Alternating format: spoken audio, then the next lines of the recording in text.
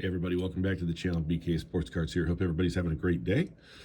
First things first, if you haven't subscribed to the channel yet, please do so. Also hit that like button. Also comment down below. And also hit that notification bell if you want to get notified of future videos. Also, you can find me on Instagram at _BK Sports Cards. Once again, that is _BK Sports Cards. So today, just doing a real quick video on some pickups I got from a couple auction sites. These are all 79 and 78 Topps football. This is kind of the set that kicked me off in card collecting in general.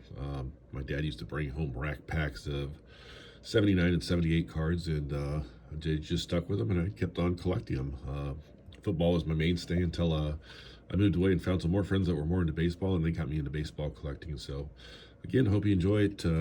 Some pretty cool players, and give you a little history on some of them. All right, so first up we got the 79 Topps Ray Guy. For all you younger kids out there that may want to be a punter or a kicker, this is the guy that you need to emulate. This was probably, I think, the only first round draft pick in 73 that was a punter or a kicker. I believe he still does hold that record. I'd have to look that up just to make sure. But again, a storied career Ray Guy had, Hall of Famer. He's also got awards out for himself. You're the best punter in the college football realm. There is the Ray Guy Award. Also, 3-time Super Bowl champion with my Oakland Raiders. At that point in time, they were still in Oakland. And one with actually Los Angeles. So 2 in Oakland, 1 in Los Angeles. 6 times All-Pro, 7 times Pro Bowl. And also made the 75th and 100th anniversary team. So again, for you younger folks out there that want to be a kicker or punter, this is the guy that pretty much, I would say he's the GOAT. I mean, out of all punters, he is the GOAT. And again, proud he's on one of my teams. Next up, we have, this is Tony. I can't even pronounce that name, I don't think. Tony Galbraith, running back for the Saints. Don't really know too much about this guy.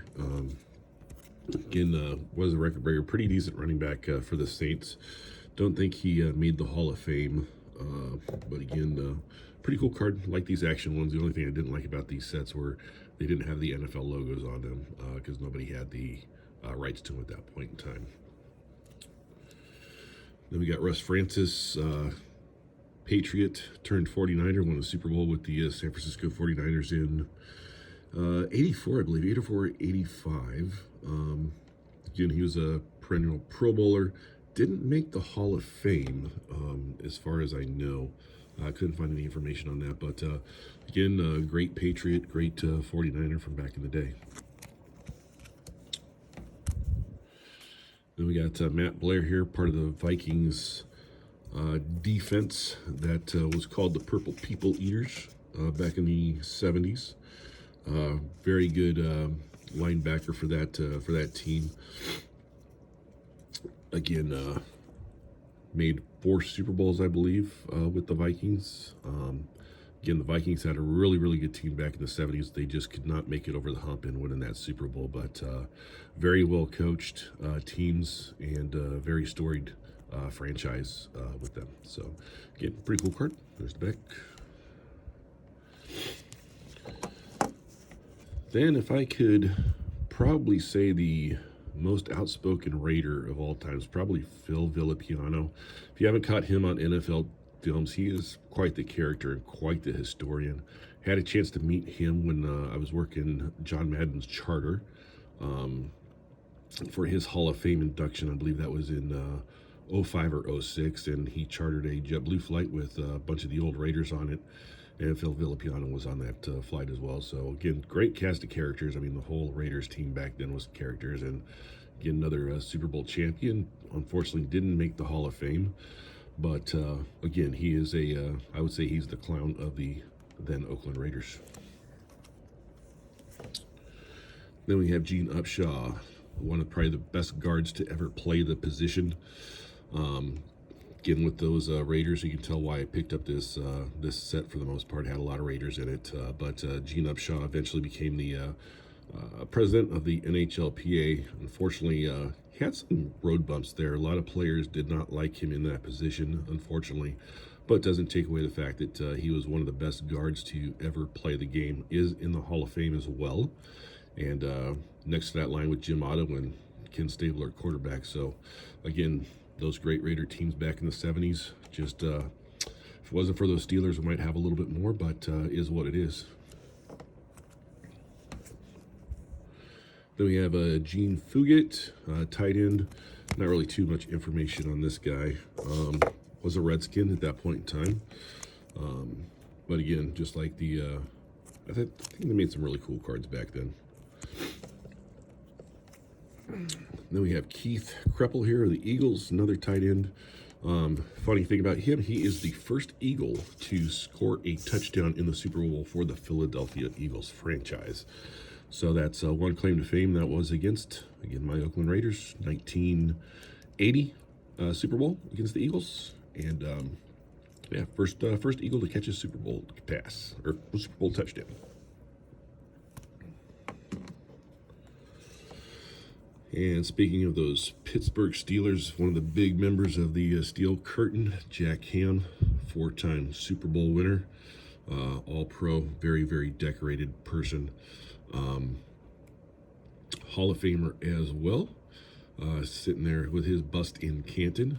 Again, part of those great Steeler teams coached by Chuck Noll, and also you had Terry Bradshaw on that team, Mean Joe Green, Franco Harris, Lynn Swann, John Stallworth. I mean, the list just goes on and on from those fantastic Pittsburgh Steelers teams.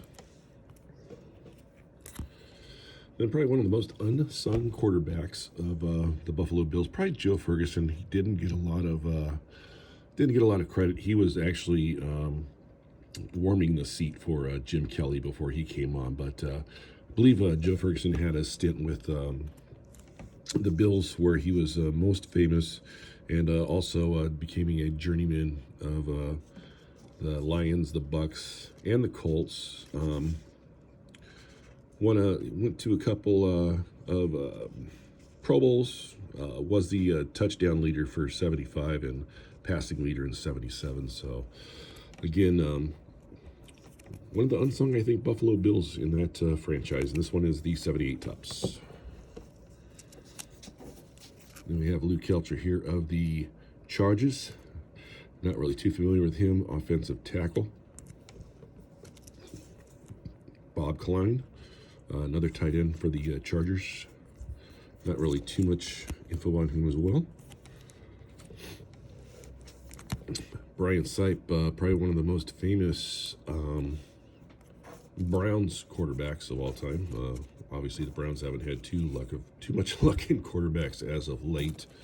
But Brian Sipe, part of that good 70s Browns teams, part of the Cardiac Kids, and I know a lot of disappointment for Browns fans in that AFC Championship game.